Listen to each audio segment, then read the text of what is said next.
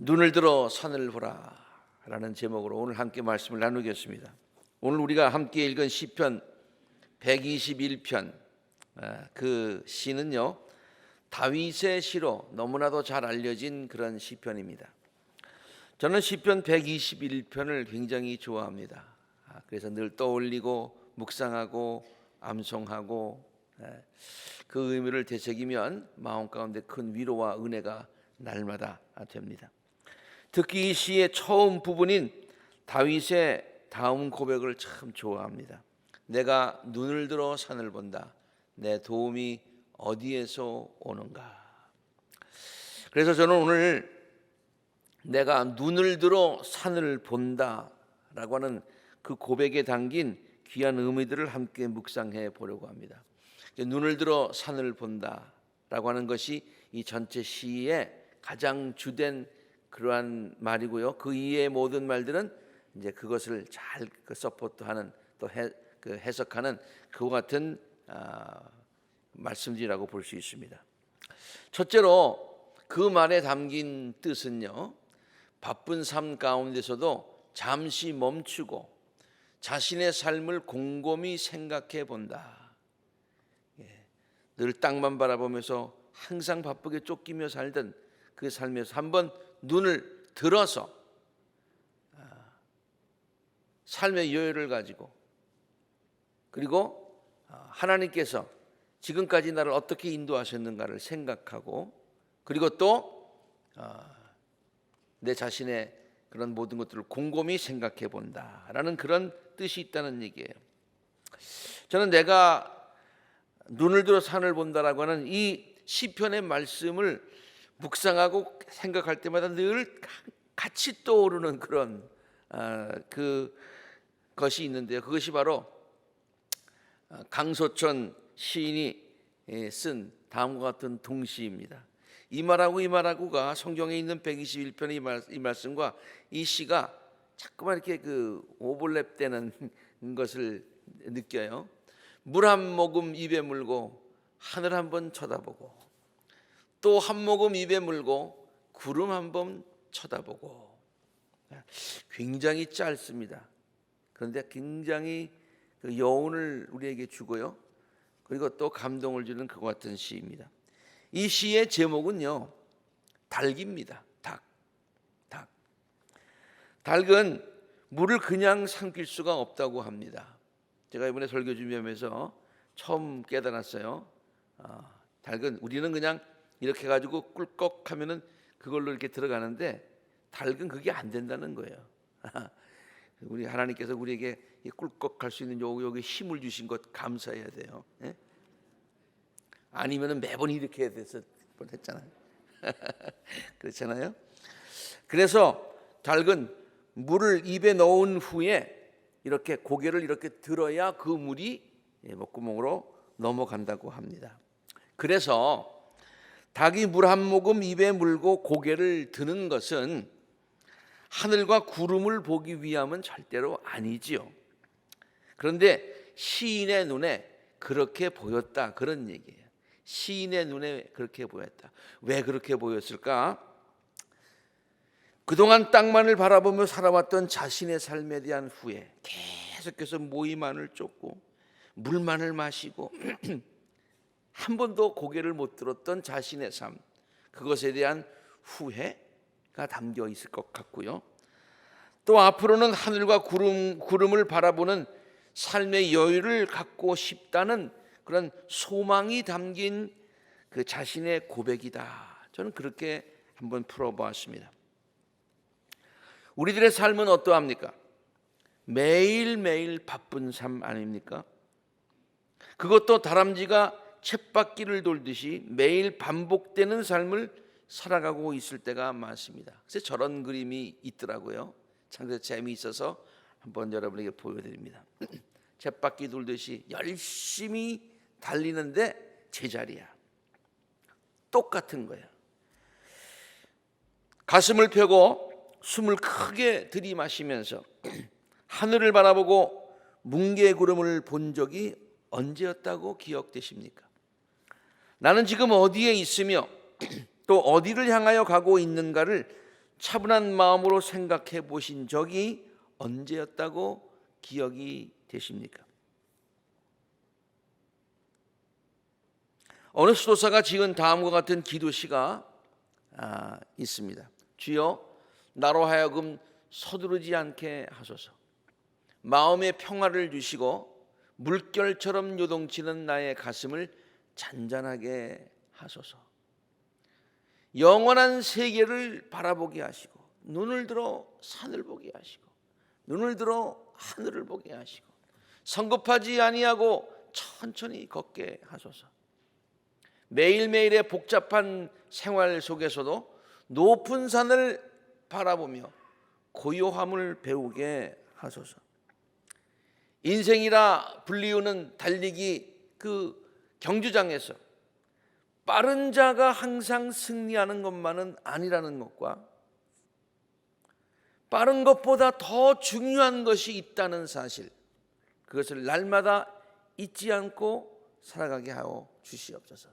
달리기 경기장에는 빨리 달리는 게 가장 중요하지만 인생의 경기장에는 빨리 달리는 것보다 더 중요한 것들이 있다고 하는 그 지혜를 우리가 갖고 살게 하소서. 그래서 땅만을 바라보며 운동장에 쳐진 줄만을 바라보면서 옆에 있는 경쟁자만을 바라보면서 이기려고 막 달려가는 것이 아니라 한 번쯤 하늘을 바라보고 구름을 바라볼 수 있는 그러한 마음의 여유를 갖고 살게 하여 주시옵소서라는 그런 시인 것 기도 시인 것 같습니다. 내가 눈을 들어 산을 본다라고 고백한 다윗은요, 한가한 사람이 아니었습니다. 한 나라의 왕으로서 누구보다도 바쁜 나날을 지내고 있었을 것입니다. 우리도 바쁘다고 하지만 그가 더 많이 바빴을 것 같아요. 그러나 그는 그 바쁜 삶 속에서도 하늘을 바라보며 자신의 삶을 돌아보는 믿음과 마음의 여유를 가졌던 사람이었다. 다윗이 참 이러한 여유를 가졌던, 지혜를 가졌던, 그래서 고통 중에서도 그것을 시로 표현했던 그 시편의 많은 시들이 다윗이 쓴 것 아닙니까? 그런 믿음의 사람이었던 것을 기억합니다. 우리들에게도 그러한 삶의 지혜와 믿음과 여유가 우리 모두에게 있게 되기를 간절히 바랍니다.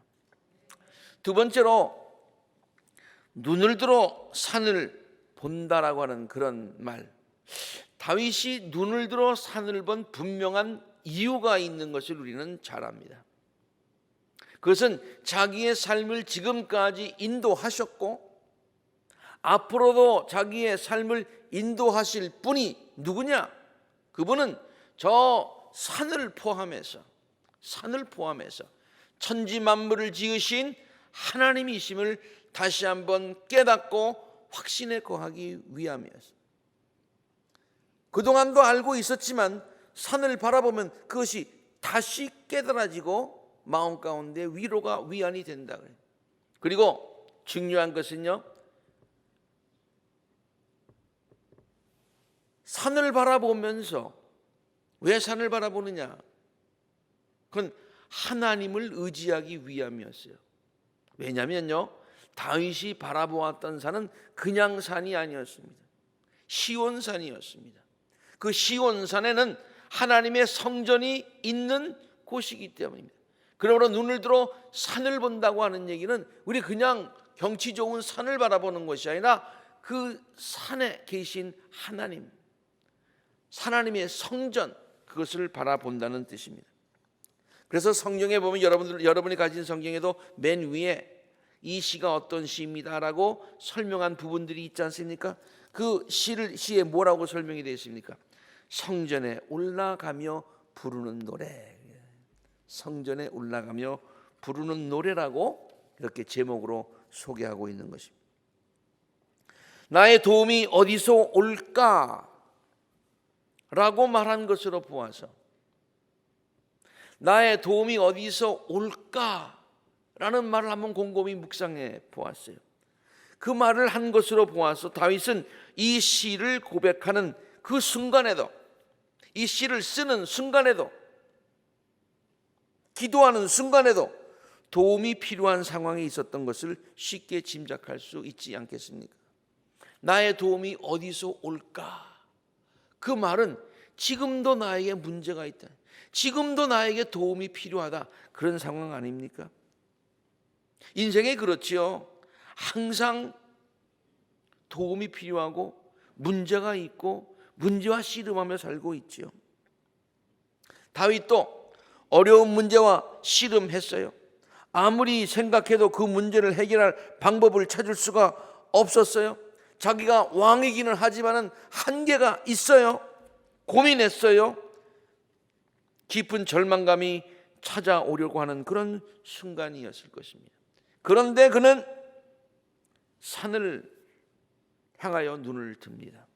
그리고는 귀한 진리를 다시 한번 깨닫게 됩니다. 자기의 도움은 저 산을 포함하여서 천지 만물을 지으신 하나님께로부터 온다는 사실을 깨닫고 고백을 하지 않습니까? 나의 도움은 하늘과 땅을 만드신 주님에게서 온다. 그것은 단순한 다윗의 바람, 위시가 아니었습니다. 나의 도움이 어디서 올까? 천지 만물을 지으신 하나님께로부터 왔으면 좋겠다, 이게 아니에요.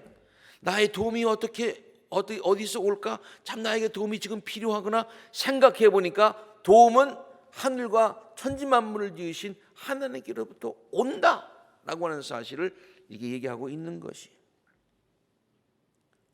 곰곰이 생각해 보면 지금까지도 자기를 인도하여 주시고 보호하여 주시고 모든 문제들을 해결하여 주신 분이 하나님이셨음을 깨닫습니다. 그 하나님은 지금도 내가 겪고 있는 이 어려움에서 나를 건져 주실 것이고 또 앞으로의 모든 문제들도 해결하여 주실 신실하신 분임을 지금 고백하고 있는 것입니다. 지금까지도 지켜주셨고 지금도 지켜주고 계실 줄로 믿고 앞으로의 삶도 계속해서 신실하신 하나님이 알파와 오메가 되시는 하나님이 그때도 도우신 것처럼 앞으로도 도우실 것이라고 하는 그와 같은 확신의 고백이죠.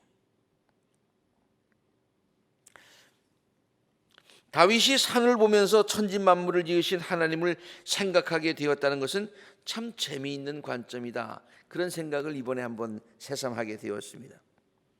산을 보면서 천지 만물을 지으신 하나님을 생각했다. 우리나라 말에도요, 자연을 표현할 때 산천, 초목이라는 말을 씁니다. 산과 천은 하늘천이 아니라 내 천자예요. 그리고 풀과 나무들, 이렇게 표현을 하는데요, 이것을 산천, 초목은 자연이죠. 하나님이 만드신 자연이죠. 그런데 그 자연을 표현할 때에 산이라는 말이 제일 먼저 나와요. 산, 천, 초목. 우리나라 사람들은요, 아마 산이 자연의 대표격이다, 그렇게 생각을 했던 것 같습니다. 다윗도 산이 하나님께서 지으신 천지 만물의 대표격으로 여기면서 산을 바라보면서 천지 만물을 지으신 하나님을 생각하고 하나님의 권능과 자비와 섭리를 생각하게 되었다, 그런 말이죠.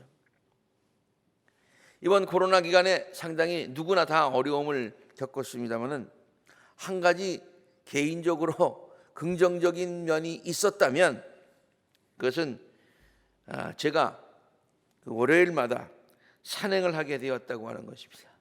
옛날에 산은 왜 가나 그랬어요. 갈 데가 많은데 산은 왜 가나, 왜 고생하나, 그런 생각을 했어요.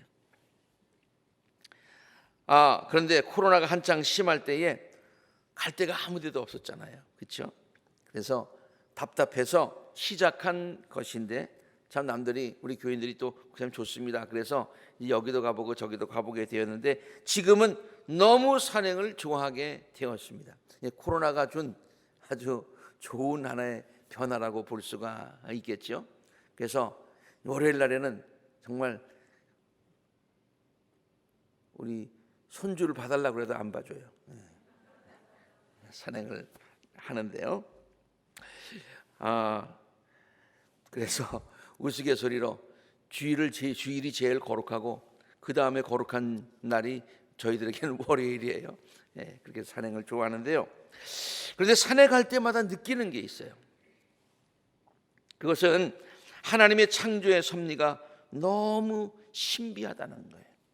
하나님의 창조는 너무나 다양하고 풍부하다는 거예요. 나무도 풀도 꽃도 그렇게 다양할 수가 없어요. 그냥 가는 것이 아니라 쭉 보면요 너무 다양해요. 다양할 뿐만이 아니라 하나님의 창조에는 역동성이 있어요. 하나님이 그냥 그러면 꽃 하나만 창조하지 아니하시고 굉장히 많은 종류예요. 나무 그러면 나무 하나가 아니라 굉장히 다양한.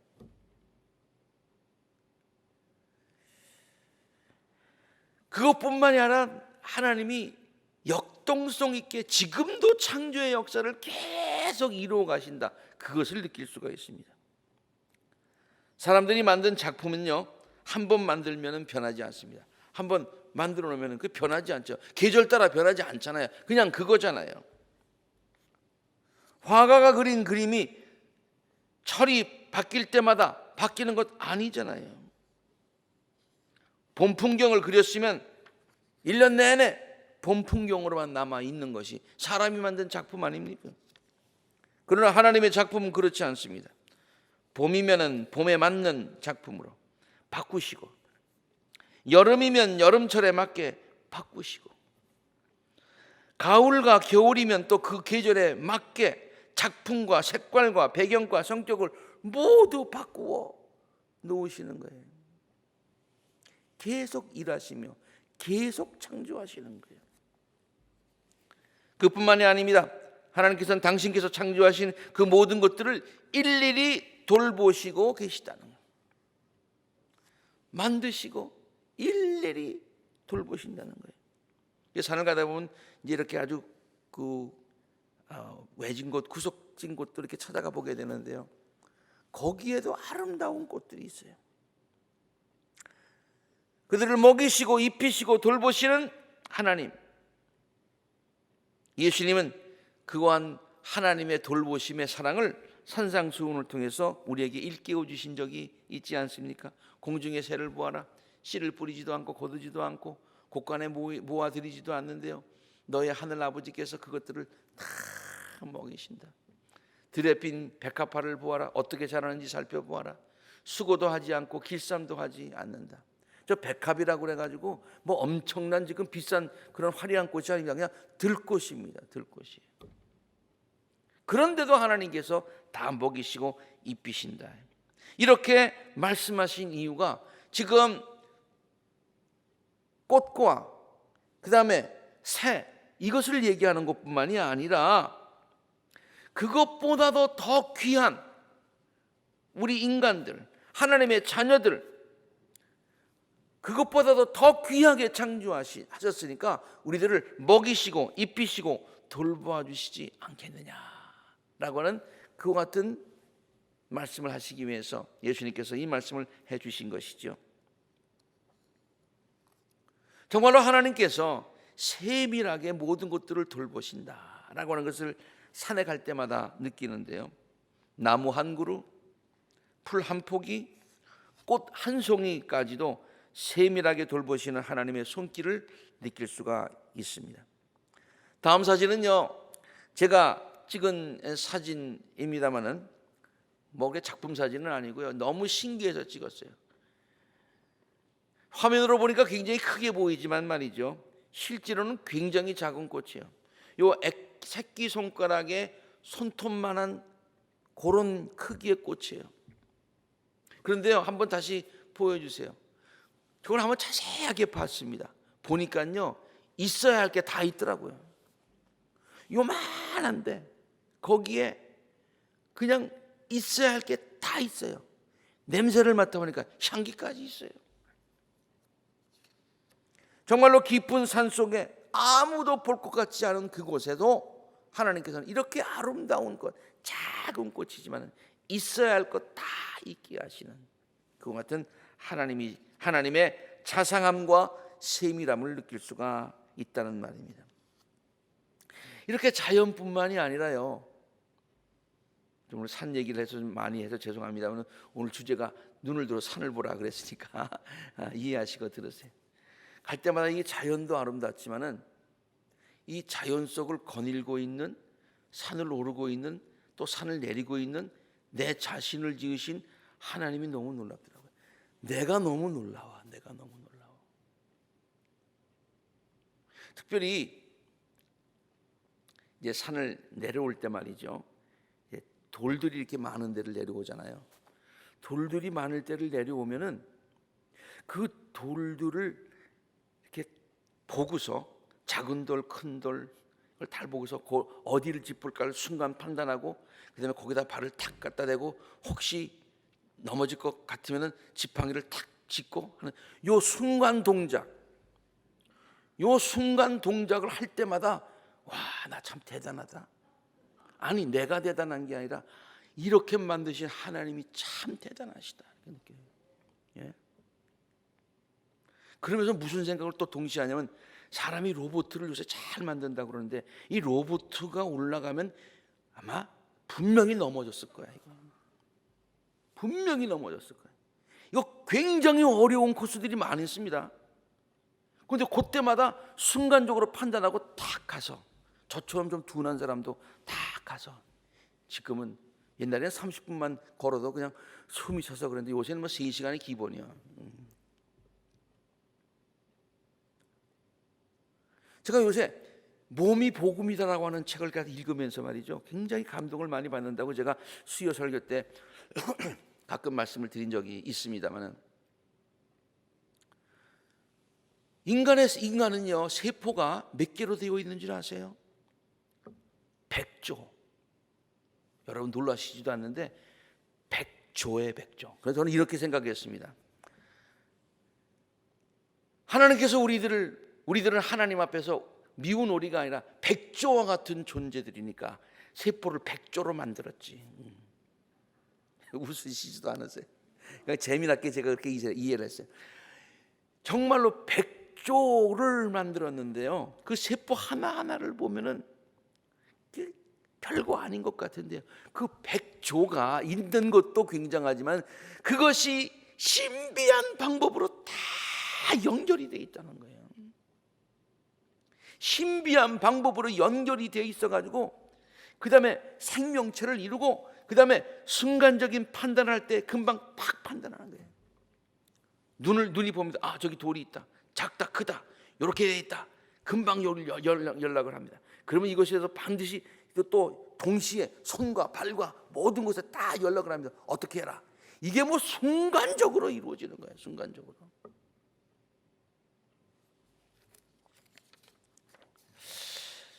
그것을 보면서 이 100조의 세포라고 그러는데요, 자동차는요, 부품이 3만 개에서 3만 5천 개로 되어 있어요. 그래서 제가 한번 계산을 해봤습니다.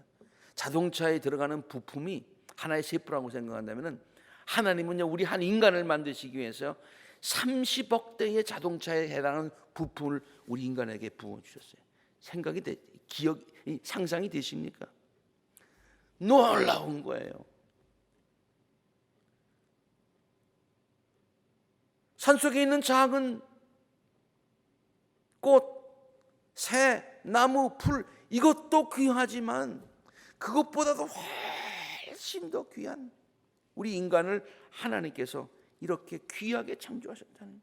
그리고 하나님께서 산들도 새들도 풀들도 나무도 돌보시니 우리 인간을 왜 안 돌보시겠느냐, 그런 말씀이에요. 물론 다윗이 이 시를 쓸 때에 제가 방금 말씀드린 것, 우리 인간의 그런 그 아름다운 하나님의 창조까지는 말하지 않고서 그저 하나님께서 창조하신 아름다운 산과 천지 만물을 생각하면서 지었지만, 아무튼 다윗은 산을 바라보면서 천지 만물만 바라보더라도, 인간 생각하지 않고 천지 만물만 바라보더라도 그것을 창조하시고 그 모든 것들을 친히 운행하시고 세밀하게 돌보시는 하나님의 사랑과 신실하심을 다시 한번 깨닫고 고백하지 않습니까? 그러고 나니까 도움이 하나님께로부터 오는 것을 깨닫게 됩니다. 와, 천진만물을 지으신 그것을 돌보시는 하나님이 지금까지도 돌보셨고 앞으로도 돌보신다. 그 사실을 깨닫고서 나의 도움이 어디서 올까라고 고민하던 거기에서 기지개를 펴고 도움은 천지만물을 지으신 하나님께로부터 오는 것이다.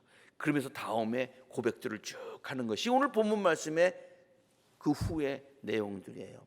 주님께서 내가 헛발을 디디지 않게 지켜주시고 너를 지키시느라고 졸지도 않으시고 이스라엘을 지키시는 자는 졸지도 않으시고 주무시지도 않으시고 주님께서 우리들의 오른편에 서서 우리를 보호하는 그늘이 되어주시고 낮에 해도 우리를 상치 않게 하시고 밤에 달빛도 우리를 해치지 않게 하시고 주님께서 너를 모든 재난에서 지켜주실 것이고 내 생명을 지켜주실 것이고 주님께서는 내가 나갈 때나 들어올 때나 이제부터 영원토록 지켜주실 것이다 라는 고백과 또 믿음의 기도를 하나님께 드리고 있는 것입니다.